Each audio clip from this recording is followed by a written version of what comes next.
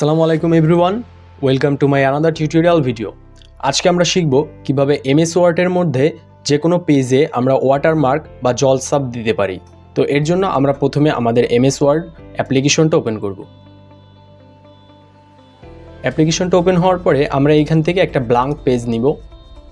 Blank page থেকে আমরা এইখানে জাস্ট ডিজাইনের উপর একটা ক্লিক করে দিব। ডিজাইনে ক্লিক করার পরে আমরা ডান পাশে আসবো। ডান পাশে আমাদের এইখানে ওয়াটারমার্ক নামে একটা অপশন আছে, আমরা এইটাতে ক্লিক করে দিব।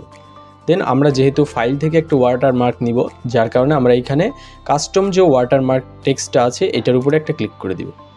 কাস্টম ওয়াটারমার্কে ক্লিক করার পরে আমরা এখান থেকে দুইটা অপশন আছে, একটা হচ্ছে নো ওয়াটারমার্ক, একটা হচ্ছে পিকচার ওয়াটারমার্ক।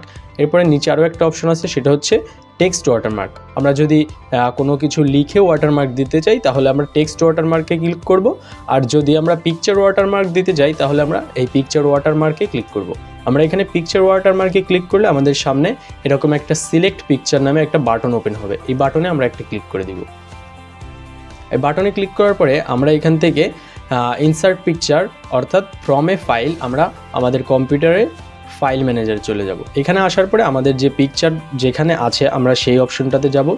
যাওয়ার পরে আমরা একটা পিকচার এখান থেকে সিলেক্ট করে জাস্ট ইনসার্ট করে দিব।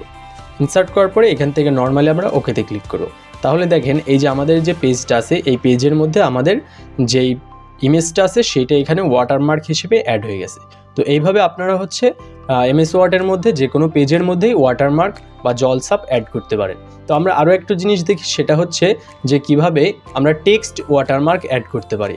আমরা আবারও ওয়াটারমার্কে ক্লিক করব, দেন এখান থেকে রিমুভ ওয়াটারমার্কে ক্লিক করে আমাদের এই ব্যাকগ্রাউন্ডটাকে রিমুভ করে দিব। এটা রিমুভ হয়ে যাওয়ার পরে আমরা এখান থেকে আবারও ওয়াটারমার্কে ক্লিক করব, দেন কাস্টম ওয়াটারমার্কে ক্লিক করব। এরপরে আমরা এখান থেকে টেক্সট ওয়াটারমার্কে একটা ক্লিক করে দিব।